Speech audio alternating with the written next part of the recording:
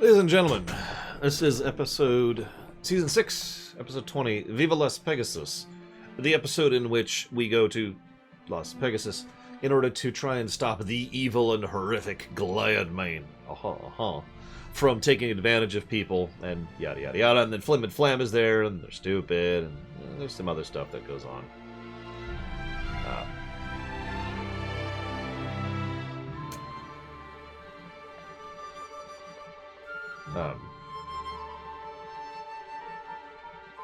Sorry, something was distracting me there. I do apologize.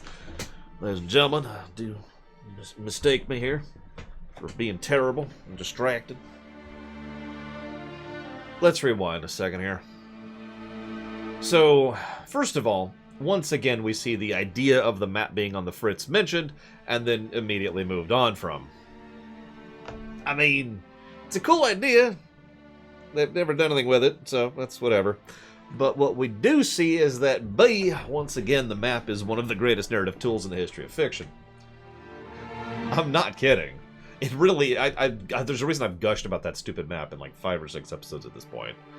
It's GM knowledge. They know what to do and how to do it. They know the exact slice of which people to put there. And I hate to disagree with you there, Savakan, but speaking as a WoW lore buff, I think I can talk to you about a few artifacts that kind of went, and that didn't go well. So, as I was watching the initial shot of Las Pegasus, I was like, how do people get up there? Because it's up in the clouds. And then I paused and took in the scenery, and I was like, Because if you notice, there's actually a landing pad in the lower left. And in fact, there's a hot air balloon on the pad while the panning shot is going out. So you can actually see that they really do have people who you could get ferried in, basically, as a way of getting in. Which is kind of cool, and reminds me of another floating resort I'm rather fond of in Paper Mario 2. But anyways. Gladmane's... Is this just me, or does Gladmane's statue look really villainous? Like, he's like... Like, that's the kind of thing you would see from a villain's statue, right? I mean, yeah, he is the villain, I get that, but... You'd think you wouldn't want to put that kind of statue up, especially given his particular shtick. Whatever. Point being, Elvis joke. I do like how Gladmane actually recognizes AJ and Fluttershy and treats them appropriately. In fact, this is the kind of thing that probably should have happened plenty of times before now, and should probably happen all the time. You know, okay, so I know it's MLP, and MLP is better than real life. But this casino looks better than, just in terms of being a resort, looks much better than most resorts I've ever seen, and looks to be a whole lot less of a scam than most real-life casinos and resorts I've ever seen. By the way, did you notice that they almost entirely removed gambling from the equation? You caught that, right? Yeah, it's basically a Chuck E. Cheese, as opposed to being, a casino. It's like Circus, if you happen to know what that is. It's just weird thoughts. Even the place where they're scamming people in order to take advantage of them for personal gain is still actually a pretty legit place. Anyways, MLP for you. Yeah, they even have tickets, for God's sakes. Alright, so, yeah, Chuck E. Cheese is apparently still going. I'm always surprised by that fact for some reason. I don't know why.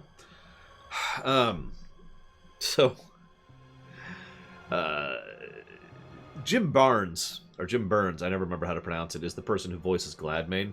You may recognize him from basically every cartoon show ever, although he usually voices random side roles. The one that really jumped out of my mind, because as soon as I heard him talking, I was like, oh my god, is he was from that terrible, terrible Mega Man cartoon. Does anyone remember that?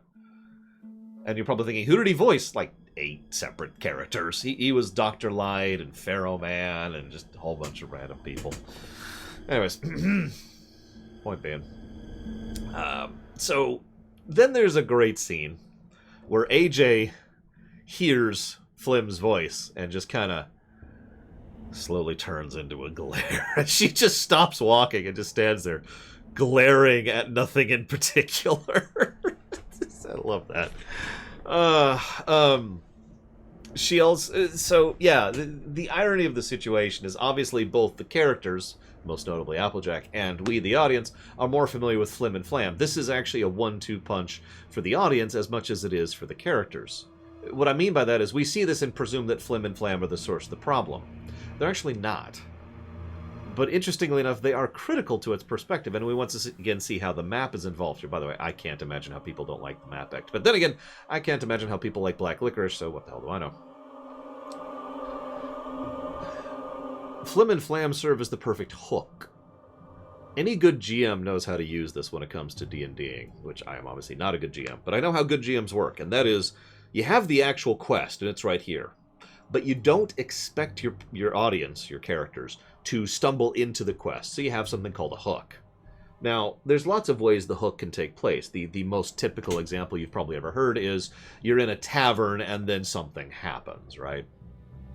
But in this, a really talented GM can have a situation where you're sent on a mission, and the mission itself is basically a lark, right? It's not actually the mission they're on. It's just a random quest. But as they're going through that quest, something will happen, or they'll stumble onto an event, or a person, or an artifact, or something, and that'll get their attention. That's the hook, hence the term. It hooks your attention and gets you pointed in a different direction. And then you're like, huh, what's that over there? And that leads them to the actual quest. And I'm going through this whole structure for you, because there's a whole design behind this concept. And you see that Flim and Flam serve as the perfect hook here.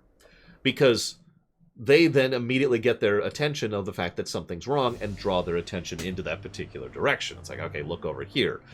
And the best part is this even serves in this case when this is actually an anti-hook, or I guess a reverse hook.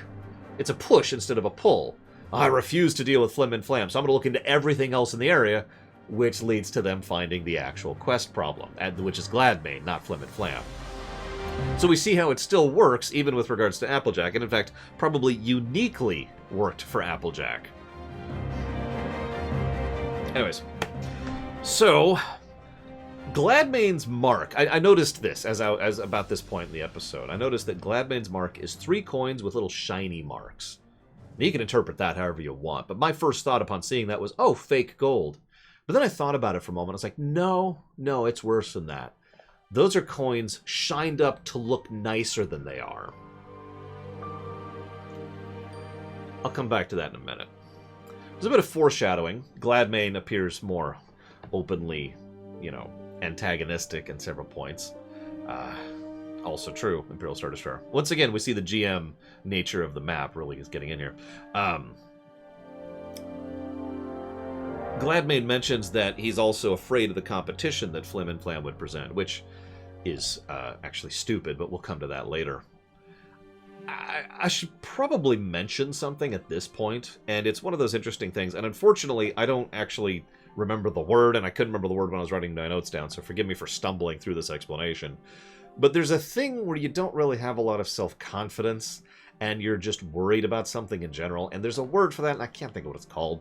But, this kind of con, this exact type of manipulation and lie, wouldn't work unless the word was already present.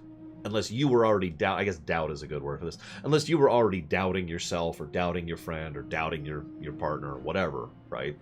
What I'm trying to say is that that seed has to have dirt for it to grow in, you know what I mean?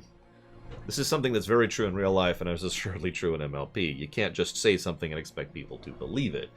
There has to be a nugget there for it to nestle within. I only mention that because it makes me wonder how many of these problems are things that these people probably should have worked out years ago with regards to their professional partners. It's also probably because, historically speaking, the overwhelming majority of creative partnerships when it comes to entertainment tend to fall apart as there's inevitably drama and misunderstandings between the 2 or 3 or 5 or 18 people involved therewith. No, seriously, look at how many times bands have broken up, or how many times creative acts have broken up, or how many times actors and directors and writers have all been like, I hate them, and blah, blah, blah. It's extremely common. Sometimes it's because of conflicting egos, sometimes it's because of people being stupid. In my opinion, the single biggest cause for this is a total lack of proper communication. But that's probably the cause of most problems on the face of the planet, so I suppose that's not saying much. Moving on. Real quick thing. Tiny little bit of world building. So, hoof, right? Like, they don't have opposable digits. the lady, I can't remember her name, I'm sorry. In fact, I don't think they name her in the episode. She's applying lipstick, right? But as she turns around, you notice that there's a band, like she's got a wristband that's just going around the hoof, and there's a little slot for the lipstick to be in, so she can do this. Tiny little bit of world building, but it's one of the extremely few times they actually acknowledge the fact that they don't have opposable digits, and right? I mean, because she's not a unicorn, right? So it makes perfect sense. You gotta have something to hold this stuff, and you can't always use your teeth. You can't use your teeth to apply something to your face. Weirdly logical. Credit where credit is due. Anyways. So then we also see in the background the rabbit whispering to Fluttershy, and then the prairie dogs whispering to Fluttershy in another scene. And meanwhile, Flim and Flam continue to be stupid. No, really, I don't actually mean this as an insult. Flim and Flam are what I would call very short-sighted. This has been consistent in every one of their appearances so far. Remember, the only reason they failed with a product that worked was because of their short-sightedness back in their very first episode. And the only reason they screwed up in their second episode because they were so short-sighted in trying to sell the same scam to the same town multiple times. I pointed that out in that episode as well. Their short-sightedness, their short-term gain in the expense of long-term loss, is very in character for Flim and Flam.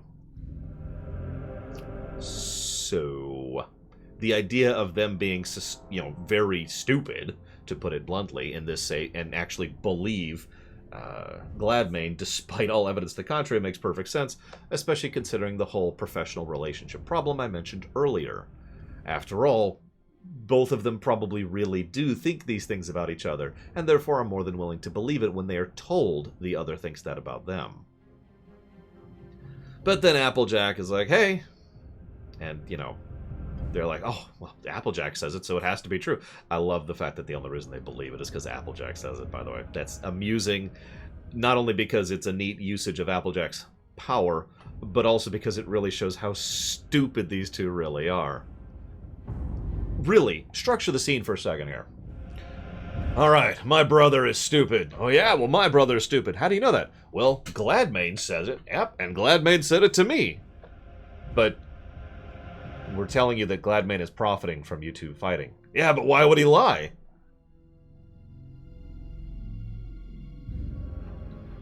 Anyways. So, then we have the Kansas City Shuffle. Sorry, the Candelot two-step. And we show up impossibly rich, a.k.a. Diamond Tiara's family line. Filthy rich, spoiled rich. Yeah, AJ loves that rolling her eyes thing. She's really good at it. This is so we see the thing and it's whatever. This is probably one of the most overt examples of this I've seen in fiction. I tend to like this in fiction, both in character and out. This is your typical bait and switch, the untwist, as I sometimes call it, or the reverse twist, or whatever. Because the whole point is, hey, here's this thing, and as soon as the thing happens, you stop looking for the thing. Your defenses are lowered because you already beat it, and then the actual thing hits, Shazam, right? Now, I mean, it makes sense, because it's a little bit silly in this case, because, good God, their first attempt was incredibly overt in how obvious it was what they were doing and how they were trying to do it, to an honestly almost silly degree. I'm pretty sure my niece could see through that. However, this is a good time to talk about Gladmane. How many of you all know who Colonel Tom Parker is?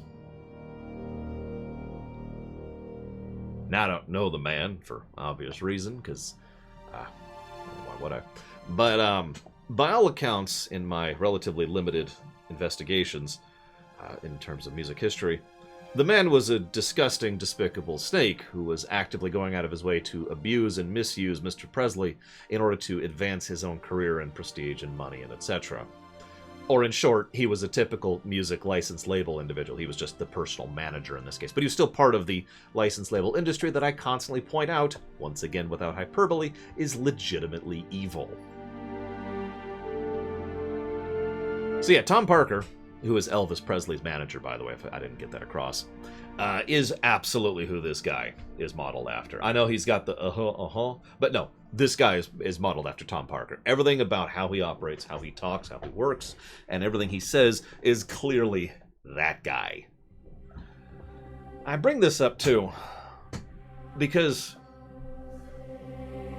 this is a fascinating topic, and I'm going to try to approach this. I'm going to fail at it, because I don't know which avenue to take, which vector to move in on this point. Because I've been asked before, what happens if there's an evil person or an ill-intended person? How do they fit in the pattern?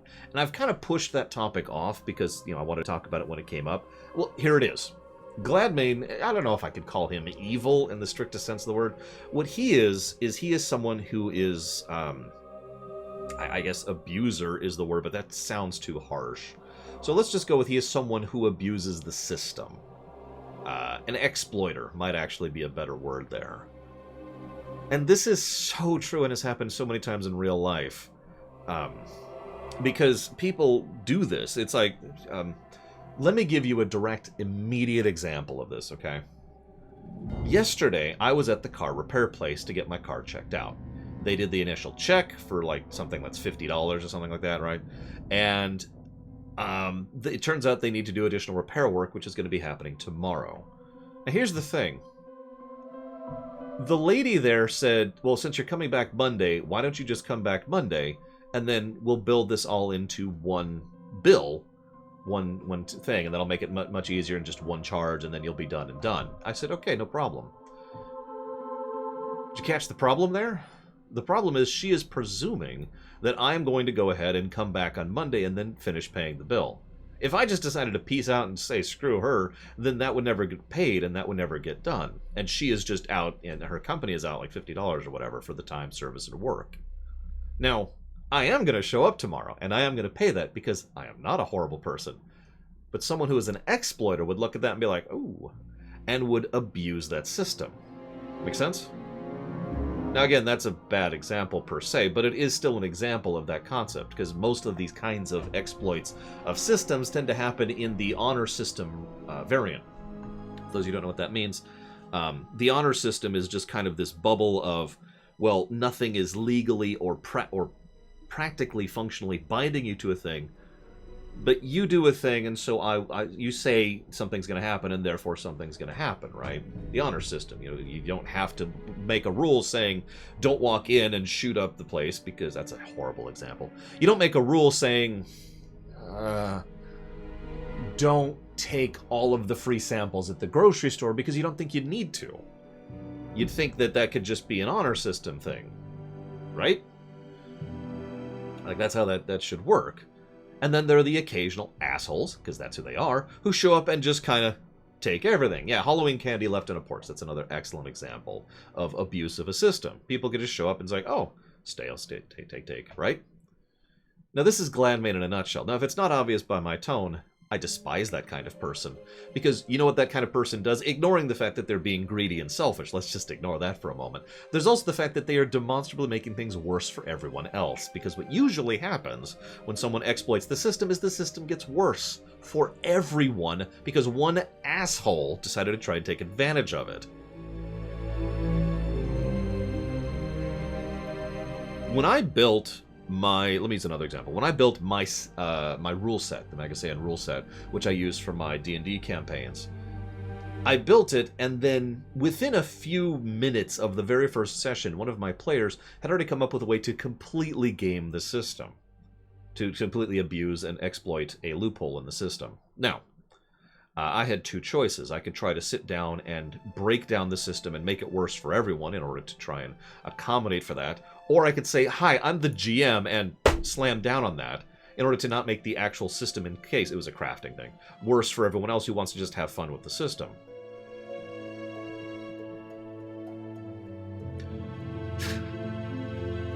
This is why I'm so anti-Gladmane in this case, because he is actively trying to abuse a system, and in this case, the abuse is the system of friendship. Which is, Actually, no, I chose one, S.A. Ross. It wasn't until some years later that we were running something in the system, and one of my players in a completely different campaign in that same system asked why that rule was that way. I explained it that way, and their response was, "That's stupid, I'm not abusing it, I just want to do such and such." And we had a whole discussion about this. This was actually my sister, and she convinced me that I'm the GM and I can just throw down the rule as law and say, no, you're abusing the system if someone tries to abuse the system. And she was right. So I removed those rules from my system and decided to do what I call oversight. Or in short, the way you fix this is you do honor system with oversight. You do honor system, and then if someone abuses it, you really slam hard down on that person, as much as you're capable of doing. Sometimes you can't. And then you keep having the honor system so the system is not ruined for everyone else.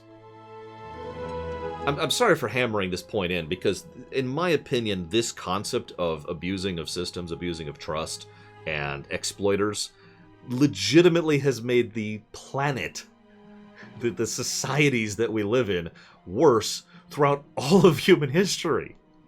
I literally could tell you about stuff that happened in the Second Rome that was just terrible because a few people were like, you know what I could do? I have an idea.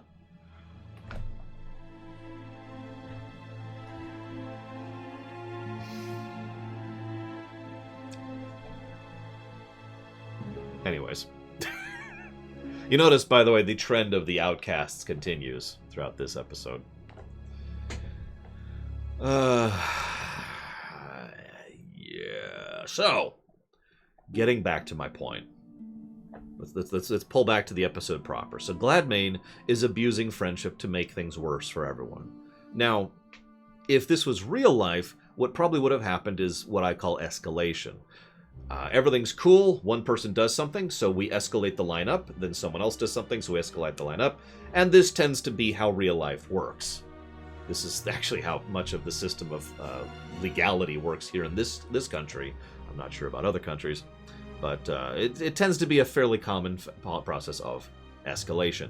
Thankfully, I feel like I already said this today, MLP is better than real life. So instead of this being a concept of escalation, this is the other thing that can happen, which is a bump in the road. Now that does happen in real life. Periodically someone abuses someone's trust, or abuses someone's system, or abuses the exploits or whatever, and they say, well, screw you, and then they go back to doing things as they did. And thus, things are not made worse for everyone. Kind of an exception, but it does happen, and that's what happens here. Gladmane decides to, be terrible. Everyone's like, oh, well, screw you, and then they move on. That's cool.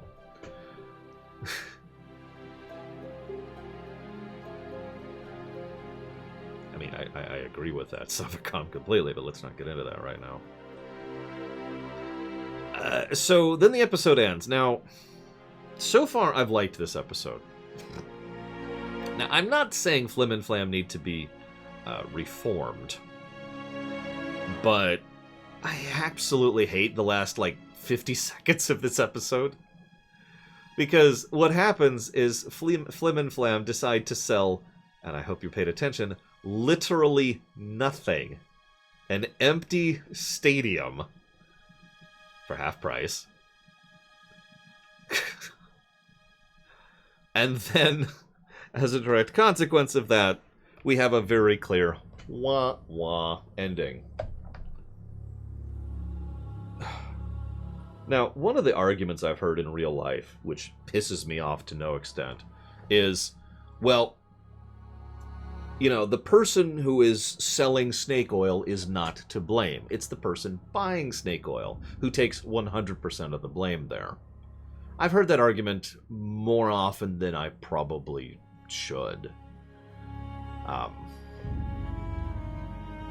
Don't agree? Yeah, I agree with Weouds on that. Both take the blame.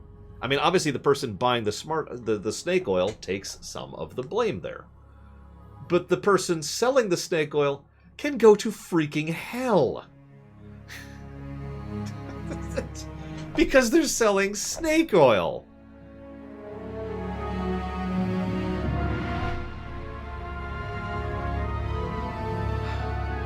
Whatever. I don't actually even have anything else to add to it. It's just like... Okay. And then music happens.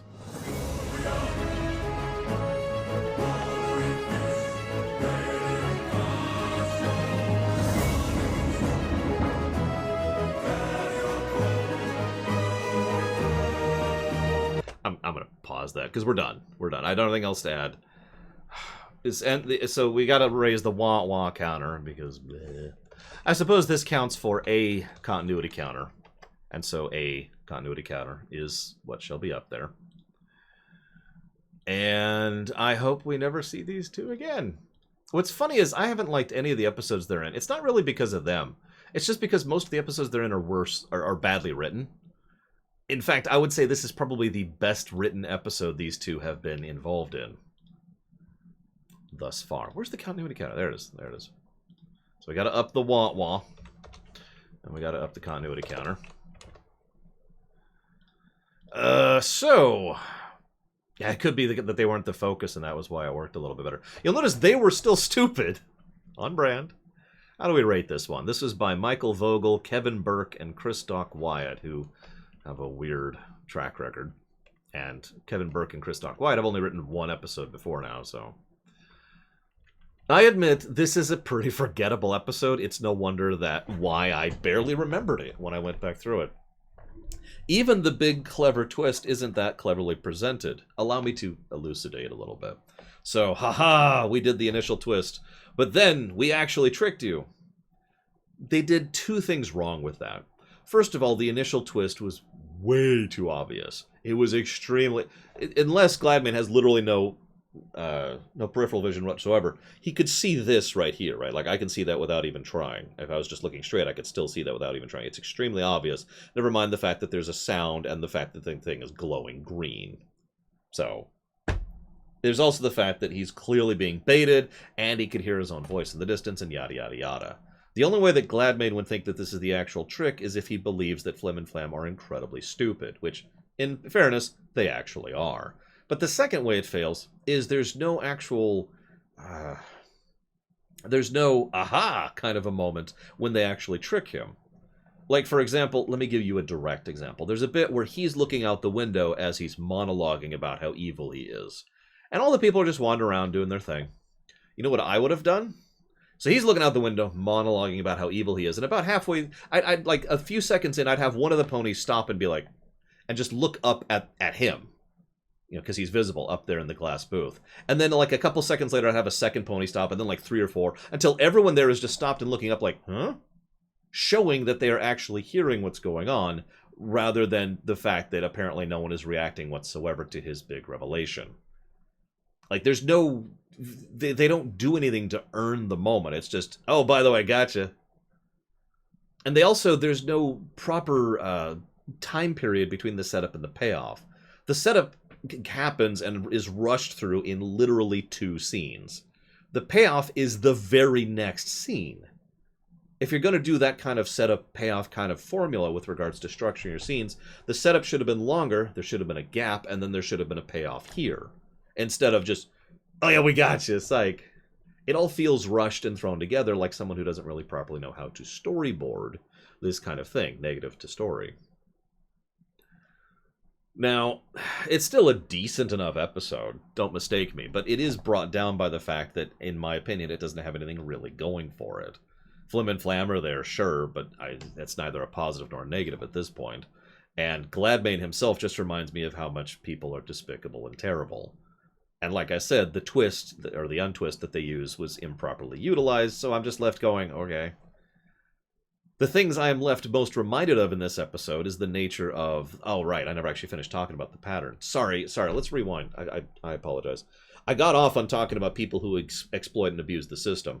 My point is, how does that fit within the pattern? The answer is that it doesn't. In the exact same way that the honor system doesn't include people who abuse the honor system. Those people are outside of the honor system. Sense make? It's the exact same concept. There's the pattern of friendship, kindness, people coordinating and interacting, and blah, blah, blah.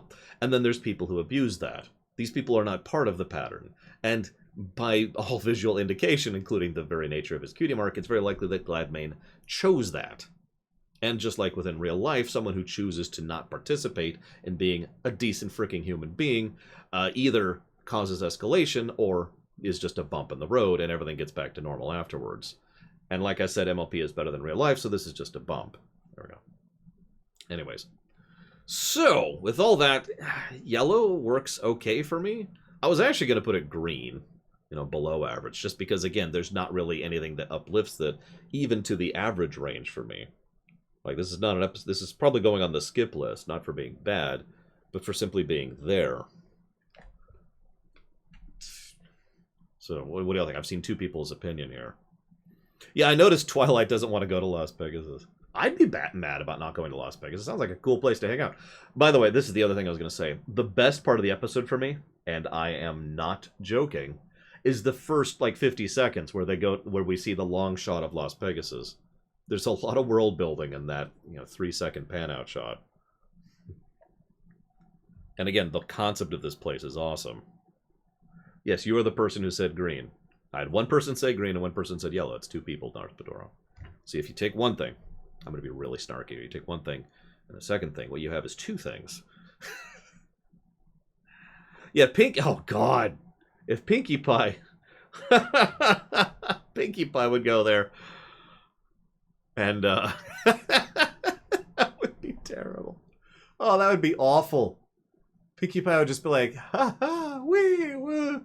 I'm running out of energy. And she'd be totally out of money. No, she would go to the very first place, and then she would blow all the money she brought with her, and then it would be a scene, hey, so can I borrow some money? I'm kind of out. And it would be on something stupid, right? It wouldn't be on, the really fancy rides, or the carnivals, or no, it would be on something like whack-a-mole, She went to the whack-a-mole machine, or the skeet ball. Yeah, Pawn Revolution, because she just blew all her money on the very first game she saw. Anyways.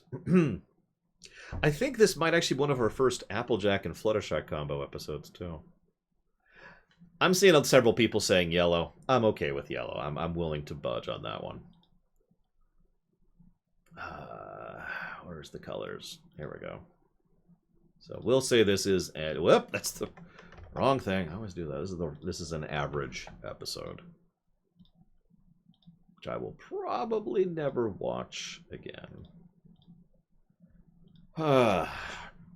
With that, we move back over to Hya. Looks like I'm going to have to deal with someone in my Discord in a minute, but that's neither here nor there. Next week, what do we got next week? Because remember, we are still doing these every week, just like we're doing the lore weeks every week. So next week we have Every Little Thing She Does, which I actually remember rather fondly. That is a Starlight Glimmer episode, and probably should have happened about 15 episodes ago, but let's not get into that. And Pony Point of View, which I only remember, distantly. It's one of those perspective episodes. Which I tend to like those types of episodes structurally. So if you don't know what a perspective episode is, there's one in TNG, which is called Matter of Perspective. And the whole idea is 3 people tell the same story, but because this is a visual medium, what we show is 3 completely different versions of the story. And so the actors and the characters and the setting are all completely different across the 3. And the variance between these 3, as we, the viewers, see it, is usually what makes those episodes enjoyable. So, we'll see if PPOV, that is to say Pony Point of View, manages to be one of the good perspective episodes, or apparently, because I'm seeing a lot of things in chat who are like, I hate this episode. So, we'll see when we get there, but that'll be next week. For now, as a reminder, no Star Trek stream for the next 5 months. So the next stream you'll be seeing from me will be Thursday, which will be the D&D get-together, figure out the character stream. Otherwise, I will see you all Thursday or a week from today, or on the Warcraft comments.